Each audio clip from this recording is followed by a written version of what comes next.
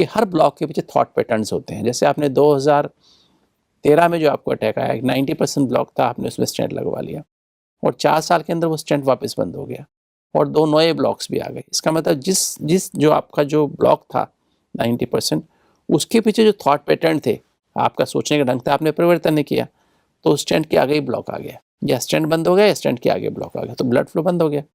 और जो भी अंदर और स्वभाव थे नेगेटिव, गलत सोचने का ढंग था, जैसे आपके अंदर जल्दीबाजी है, टाइम प्रेशर, वर्क प्रेशर है, एंजाइटी रहती है, आपको गुस्सा आता है, आप अंदर अंदर गुस्सा करते हैं, आप सेंसिटिव हैं, आप इमोशनल हैं, अपने मन की टेंशन को शेयर नहीं कर पाते हैं, अंदर अंदर उदास हो जाते हैं, दूसरों के अवगुण देखते रहते हैं, दूसरों को आप गुण आपको दिखाई नहीं देते हैं, अवगुण ही दिखाई देते हैं, आप रिवेंजफुल हो जाते हैं, किसी को माफ़ नहीं कर पाते सहज।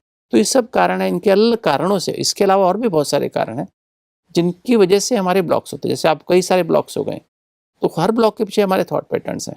और हमने ये देखा कि राजयोग मेडिटेशन से, ब्रह्मा कुमारी राजयोग मेडिटेशन से हम उनको सिखाते हैं, जैसे आपको भी सिखाएंगे, तो आप कैसे अपने स्वभाव का परिवर्तन करें। अगर आपके अंदर आपका टाइप ए बिहेवियर बन गया, आप कॉम्पिटिटिव हो गए, बहुत एग्रेसिव परफेक्शनिस्ट हो गए, हमेशा टाइम प्रेशर, वर्क प्रेशर में रहते हैं, आपके अंदर पेशेंस नहीं है, तो पेशेंस कैसे लाई जाए। जल्दीबाजी का संस्कार ही खत्म हो जाए, चिंता का संस्कार ही आपका खत्म हो जाए, तो जल्दीबाजी से जो कनेक्टेड संस्कार है टाइप ए बिहेवियर से, वो ब्लॉक भी पिघल जाएगा जी। और फिर दोबारा कभी नहीं होगा, प्रोवाइडेड आपका स्वभाव भी बदल जाएगा ना। क्योंकि हमारी संस्कार से बीमारी पैदा होती है, गलत आदतों से बीमारी पैदा होती है। तो अगर आप, जैसे आपके अंदर आपको गुस्सा बहुत आता है, दोनों ही तरह गुस्सा आता है, आप अंदर अंदर भी गुस्सा करते हैं, एंगर सप्रेस भी करते हैं और बाहर भी करते हैं, एक्सप्रेस भी करते हैं। तो गुस्सा बेसिकली क्या है, क्योंकि हार्ट को क्या चाहिए, परमात्मा का प्यार हमारे लिए कैसा है, परमात्मा का प्यार की परिभाषा कैसी है, unconditional, dignified, respectful, acceptance and care for each and every human being on the planet.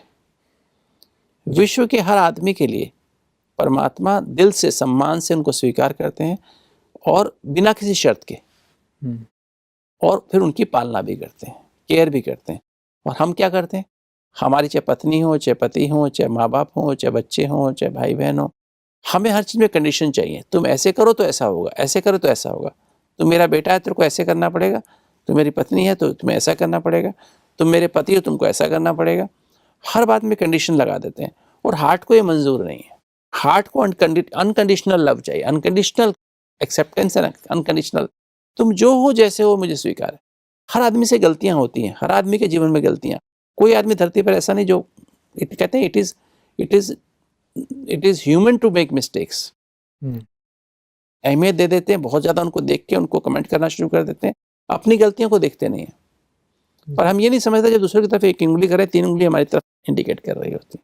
तो हमारे अंदर हम भी गलतियां करते हैं, वो भी गलत, और हमें एक दूसरी गलतियों को एक्सेप्ट करना चाहिए, जो है जैसे वैसे स्वीकार करना चाहिए।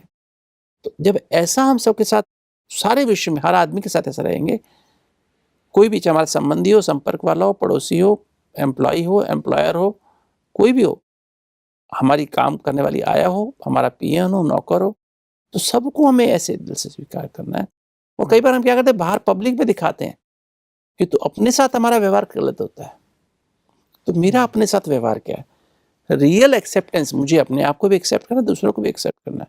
जब आप ऐसा अपने को एक्सेप्ट करना सीख जाएंगे, तो आप देखेंगे आपका हार्ट के ब्लॉकेज खुलने शुरू हो जाएंगे। अभी से आप पेशेंस रखना शुरू कर दें, क्योंकि पेशेंस शब्द से ही पेशेंस शब्द आया है।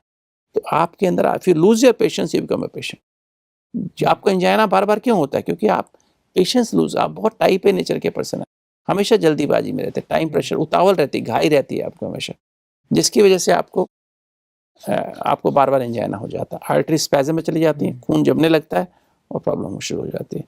इवन आप एस्पिरिन खाते हैं रोज, तो एस्पिरिन भी आपको 100% प्रोटेक्शन नहीं देती है, एस्पिरिन से आपको 25% प्रोटेक्शन देती है, खून का थक्का ना जमे। आप साथ में क्लोपिडोग्राल खाते हैं तो साथ में 7% और मिल जाता है, तो 32% आपको प्रोटेक्शन वाली, 68% चांस अब भी है कि आपको क्लॉट बनेगा, हार्ट अटैक, क्लॉट बन के हार्ट अटैक होगा। दुनिया में कोई ऐसी मेडिसिन नहीं है जो आपको बचा सके। अपने अंदर ही नेचुरल सत्य प्रेम का, रूहानी प्रेम का गुण पैदा करिए, पेशेंस लेके आइए। और इनक्योरेबल हार्ट डिजीज़ है, आपने कितनी बार एंजियोप्लास्टी कराया फिर भी आप ठीक नहीं हुए, आप डॉक्टर कह रहे हैं बाईपास करा लो, बाईपास भी आपको ठीक नहीं कर पाया, क्योंकि डिफ्यूज डिजीज़ है।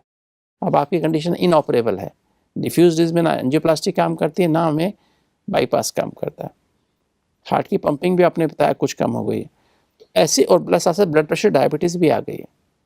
ये सारी मैनिफेस्टेशन उसी की है।